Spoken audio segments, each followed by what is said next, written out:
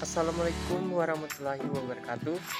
Perkenalkan, nama saya Kapria Batista Karya dengan NIM 250 235 520 2029. Di sini saya akan menjelaskan tentang konversi bilangan, aljabar boolean, dan gerbang logika. Baik, saya akan menjelaskan pengertian bilangan. Jadi, sistem bilangan adalah metode untuk melembangkan angka berdasarkan basis atau radix tertentu. Jadi, sistem ini menjadi fondasi utama dalam komputasi digital karena bergantung pada representasi angka. Yang pertama ada desimal atau basis 10 menggunakan digit 0 sampai 9, dan ini digunakan dalam kehidupan sehari-hari. Kemudian ada biner, yaitu basis 2 menggunakan digit 0 dan 1. Ini digunakan dalam bahasa dasar komputer. Kemudian ada oktal, yaitu basis 8 menggunakan digit 0 sampai 7. Dan ini sering digunakan dalam sistem Unix. Kemudian ada heksadesimal basis 16 yang menggunakan digit 0 sampai 9 dan A sampai F. Jadi komputer hanya memahami sistem biner 0 dan 1 karena komponen elektroniknya hanya mengenai dua kondisi, yaitu mati atau 0 dan hidup atau 1, atau dalam bahasa Inggris true dan false. Kemudian ada tabel sistem bilangan. Yang pertama desimal atau basis 10, digitnya yaitu 0, 1, 2, 3, 4, 5, 6, 7, 8, 9. Kemudian ada biner basis 2, digitnya 0 dan 1. Kemudian oktal atau basis 8, digitnya itu 0, 1, 2, 3, 4, 5, 6, 7. Kemudian ada heksadesimal basis 16, digitnya 0 sampai 9 dan A, B, C, D, E, F. Kemudian ada konversi bilangan. Sebelum saya menjelaskan konversi bilangannya, saya akan menjelaskan pengertiannya dahulu. Jadi konversi bilangan adalah proses mengubah representasi suatu angka dari suatu sistem basis ke sistem basis lainnya. Hal ini penting karena setiap sistem memiliki kegunaan yang berbeda. Saya akan menjelaskan desimal ke biner. Jadi yang pertama itu bagi angka desimal dengan 2, catat sisanya yaitu 0 dan 1, 0 atau 1. Kemudian ulangi pembagian hingga asli bagi sama dengan 0. Kemudian baca sisa dari bawah ke atas. Untuk hasilnya, contohnya yaitu 11,1,1,0,1. Pertama yaitu 13 bagi 2 sama dengan 6, jadi sisa 1. Kemudian 6 bagi 2 sama dengan 3, sisa 0.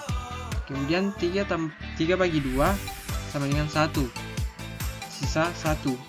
Kemudian 1 bagi 2 sama dengan 0, sisa 1. Jadi untuk baca hasilnya dibaca dari bawah ke atas, jadi 1101. Kemudian ada konversi biner ke desimal. Jadi metodenya itu kalikan setiap biner dengan pangkat 2 sesuai posisinya dari kanan mulai posisi 0, lalu jumlahkan hasilnya. Contoh 1011 atau biner ke desimal. Yang pertama 1 kali 2 pangkat 3 sama dengan 1 kali 8 sama dengan 8. Kemudian 0 kali 2 pangkat 2 sama dengan 0 kali 4 sama dengan 0. Kemudian 1 kali 2 pangkat 1 sama dengan 1 kali 2 sama dengan 2. Kemudian 1 kali 2 pangkat 0 sama dengan 1 kali 1 sama dengan 1. Jadi hasilnya yaitu 8 ditambah 0 ditambah 2 ditambah 1 sama dengan 11. Kemudian ada desimal ke heksadesimal. Jadi bagi angka dengan 16, catat sisa. Jika sisa kurang lebih 10, gunakan huruf A sampai F. Misalnya 10 sama dengan A, 11 sama dengan B, dan sampai F. Contohnya, 254 bagi 16 sama dengan 15, sisa 14. Jadi 14 itu adalah F, dan E hasilnya yaitu hasil FE 16, basis 16, FE basis 16. Kemudian heksadesimal ke desimal. Kalikan tiap digit dengan pangkat 16 sesuai posisinya, lalu jumlahkan. Contoh, 2A basis 16 sama dengan 2 kali 16 pangkat 1 ditambah 10 kali 16 pangkat 0. Jadi kita gabung, yaitu dengan 32 tambah 10 sama dengan 42 basis 10. Jadi sisa kurang lebih 10 dipresentasikan sebagai huruf A sampai ke F dalam sistem heksadesimal. Kemudian ada konversi biner ke oktal dan biner ke heksadesimal. Yang pertama, biner ke oktal, yaitu kita kelompokkan 3 digit dari kanan. Contohnya 110101 ke 65. Kemudian ada oktal ke biner. Tiap digit oktal ke 3 digit biner. Contohnya yaitu 6 sama dengan 110, 5 sama dengan 101 ke biner, jadi 110101. Kemudian ada biner ke heksadesimal. Kelompok 4 digit dari kanan. Contohnya 1110, 1101 ke ED. Kemudian heksadesimal yaitu ED.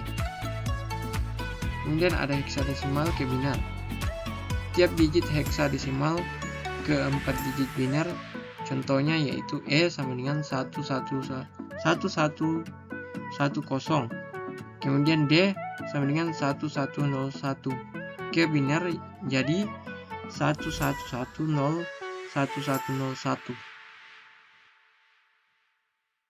Kemudian ada konversi oktal ke heksadesimal. Jadi konversi antara oktal dan heksadesimal dilakukan melalui perantara biner. Jadi contohnya yaitu 73 basis 8 ke 111011 basis 2 ke 3B basis 16. Jadi kita ubah tiap digit oktal ke 3 digit biner.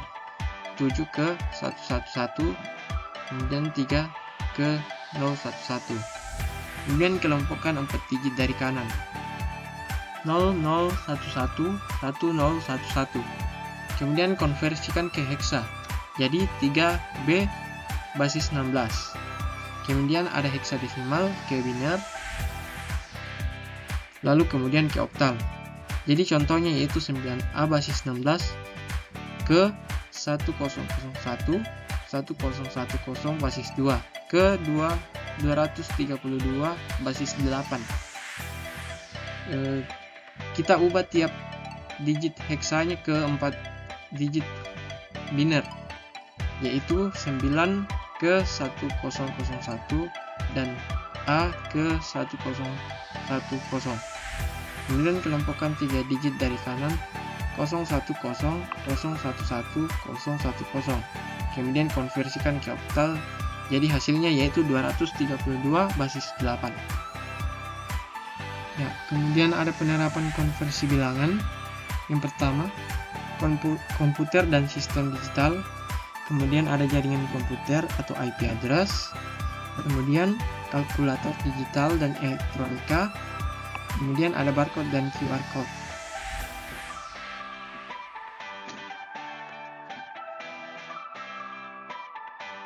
Gerbang logika dasar.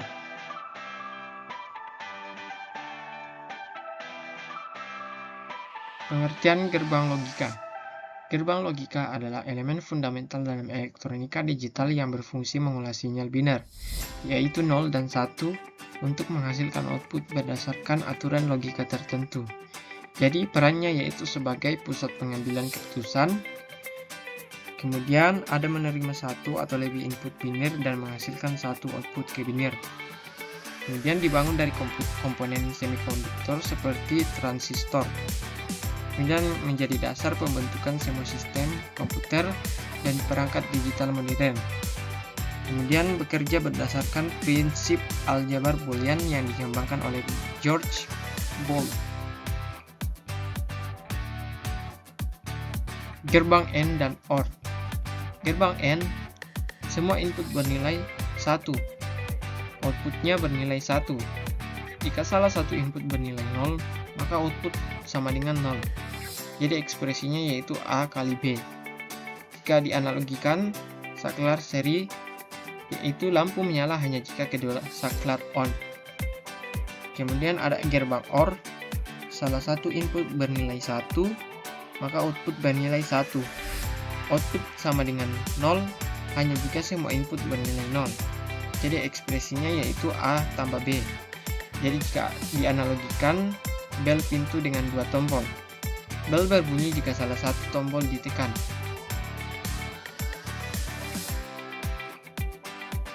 Gerbang NOT dan NOT AND. NOT yaitu membalik input. Gerbang NOT menghasilkan output kebalikan dari input. Jika input 1, maka outputnya 0. Jika input 0, maka outputnya 1. Analoginya yaitu tombol mute pada TV. Jika kita menekan tombolnya, maka membalik kondisi suara, yaitu aktif atau non-aktif. Kemudian ada NOT AND, kebalikan dari AND. Gerbang NOT AND menghasilkan output 0 hanya jika semua input bernilai 1. Pada kondisi lain, output tetap 1. Jika dianalogikan, sistem keamanan tanggap darurat. Jadi alarm tidak berbunyi hanya jika semua kondisi aman terpenuhi secara bersamaan. Gerbang NOR, XOR, dan XNOR.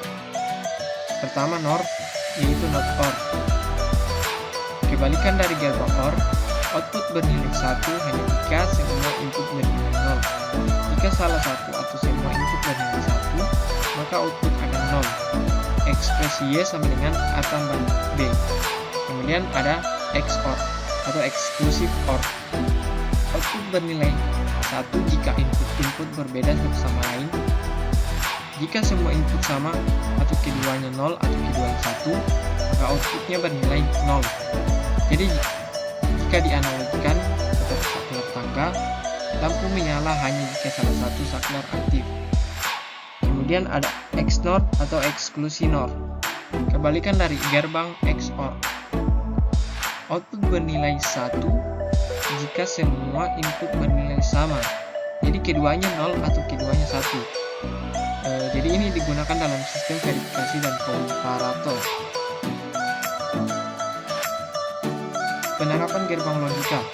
Yang pertama ada M sebagai sistem login, kemudian ada OR sebagai lampu tanda, kemudian ada NOT sebagai sensor lampu otomatis, kemudian ada NOT AND sebagai sistem keamanan sederhana, kemudian ada NOT OR sebagai sistem alarm, kemudian ada Exclusive OR sebagai saklar bolak-balik, kemudian ada Exclusive NOT OR sebagai sistem verifikasi data.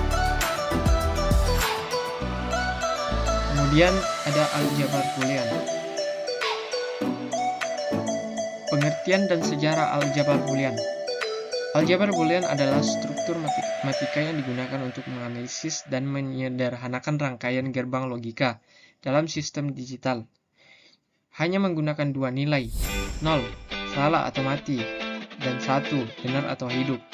Jadi diciptakan oleh George Boole pada tahun 1854 dalam karyanya An Investigation of the Laws of Doubt.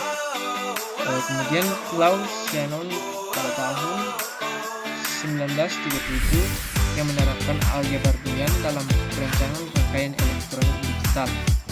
Kemudian menjadi fondasi utama desain komputer dan sistem logika modern. Operasi dasar aljabar Boolean. Pertama, N yaitu perkiraan logika. A kali B yaitu output bernilai 1 hanya jika semua input bernilai 1. Jika salah satu input 0 maka hasilnya 0. Kemudian ada OR yaitu penjumlahan logika. A tambah B. Jadi output bernilai 1 jika setidaknya salah satu input bernilai 1, hanya bernilai 0 jika semua input 0. Kemudian ada NOR atau inversi, membalik nilai logika input jika input 1, maka output menjadi 0. Jika input 0, maka output menjadi 1. Hukum-hukum aljabar boolean. Yang pertama, identitas A tambah 0 sama dengan A kali 1 sama dengan A. Kemudian ada dominasi A tambah 1 sama dengan 1, A kali 0 sama dengan 0. Kemudian ada idempoten A tambah A sama dengan A tambah A sama dengan A. Kemudian ada komplement A tambah A sama dengan 1, A kali A sama dengan 0. Kemudian ada komutatif A tambah B sama dengan B tambah A kali B sama dengan B kali A. Kemudian ada asosiatif A tambah B tambah C sama dengan A tambah B tambah C. Kemudian ada distributif A kali B tambah C sama dengan A kali B tambah A kali C. Kemudian ada absorpsi A tambah A kali B sama dengan A kali A tambah B sama dengan A. Kemudian ada De Morgan A kali B sama dengan A tambah B, A tambah B sama dengan A kali B. Contoh operasi Boolean dan teorema De Morgan. Identitas penjumlahan A tambah 0 sama dengan A tambah 1 sama dengan 1. Identitas perkalian A kali 1 sama dengan A kali 0 sama dengan 0. Teorema De Morgan yaitu A kali B sama dengan A tambah B. Kemudian ada A tambah B sama dengan A kali B. Jadi penerapan dalam aljabar boolean yaitu penyederhanaan rangkaian digital, kemudian ada perencanaan sistem komputer, kemudian ada logika dalam pemrograman atau if else, kemudian ada sistem kecerdasan buatan atau AI. Jadi kesimpulan dari sistem bilangan gerbang logika dan aljabar boolean merupakan 3 pilar utama yang saling berkaitan dalam dunia komputasi digital, yang dimana menjadi bahan dasar komputer. Kemudian mengimplementasikan operasi boolean secara fisik dalam rangkaian elektronik. Dan ketiganya berperan penting dalam pengembangan teknologi digital, komputer jaringan, dan kecerdasan buatan modern.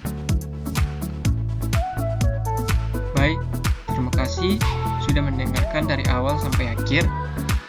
Semoga materi yang saya jelaskan bisa dapat dipahami. Mohon maaf bila ada kata dan kesalahan yang saya lakukan. Assalamualaikum warahmatullahi wabarakatuh.